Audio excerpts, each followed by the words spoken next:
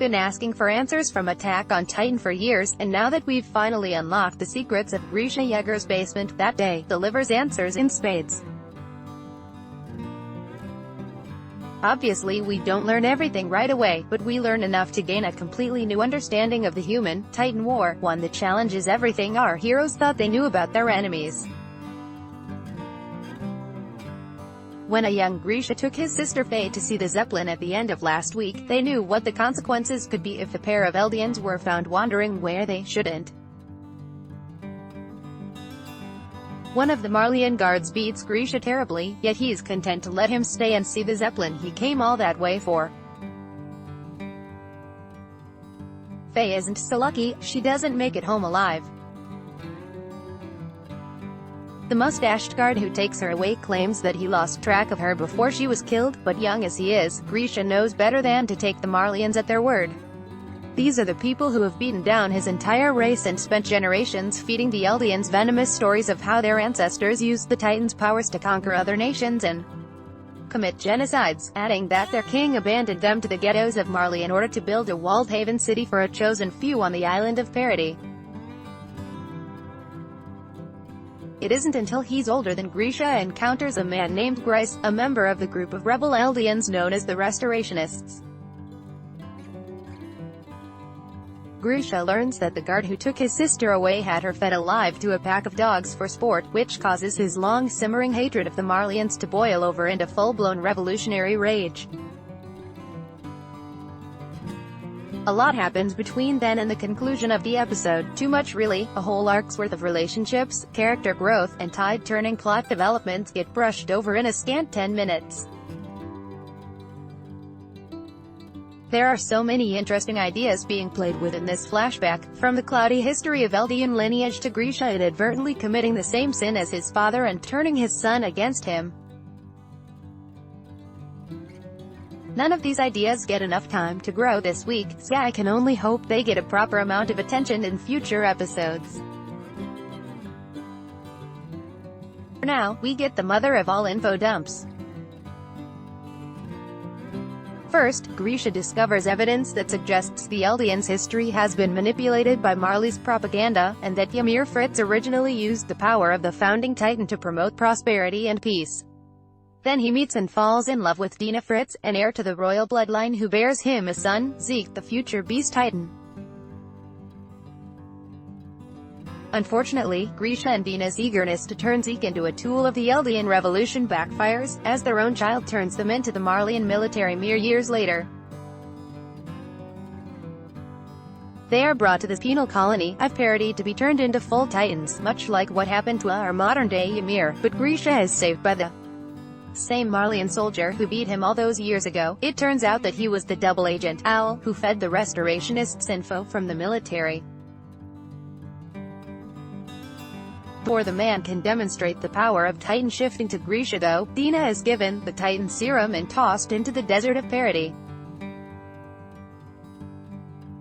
She transforms into the same grinning Titan who would go on to devour Grisha's second wife and set Eren on his quest for revenge. I honestly love a lot of what this story is doing.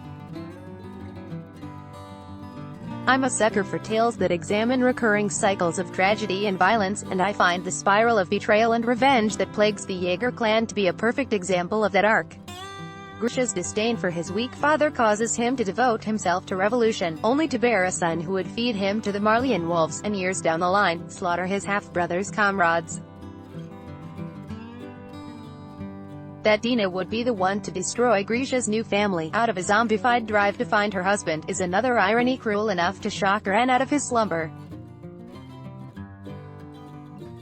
While the episode is filled with more still-frame panning shots and limited animation than usual, the story itself is riveting. Then there are those damned armbands.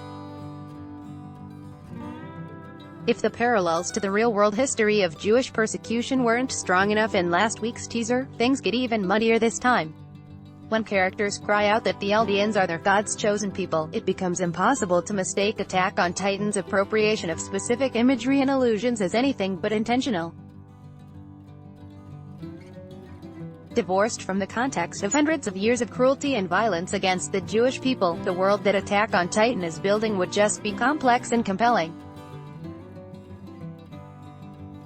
But that history is inexorably tied to an experience that still affects real people living in our world today, and Attack on Titan simply hasn't demonstrated the tact and forethought needed to so liberally borrow this sensitive imagery for its narrative. While I don't think AOT is preaching anti-Semitism, its creators ought to be aware of how poorly a comparison between the Jewish people and a race of superpowered cannibals could be received. It's one thing to imply that this sordid history is propaganda being spread by the villains to justify their crimes. That can work both as real-world allegory and appropriate world-building for an anti-war fantasy story that's meant to stand on its own.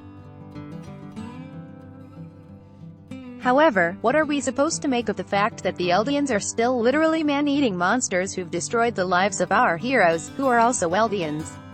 Are we arguing that the victims of persecution are becoming just as monstrous as the ones committing that persecution? That would be a terribly tone-deaf and needlessly obtuse theme to pile on top of the show's already solid explorations of the politics of war. Why did you have to employ Holocaust imagery at all, Attack on Titan? Why couldn't you just tell the same story without the ugly racial connotations? There are only a few episodes left of this season, and who knows when Season 4 is going to come out. The last thing I want is for Season 3 to end by alienating the fans who struggle to reconcile with all these new precarious story elements. The show has pulled off miracles before, so it's not like I've given up hope or anything, but I am starting to worry that before all of this is over, I'll be wishing we'd never opened up that damned basement. Rating: Attack on Titan is currently streaming on Crunchyroll and Funimation. James is an English teacher who has loved anime his entire life, and he spends way too much time on Twitter and his blog. Less than previous Let's Block ads. Why?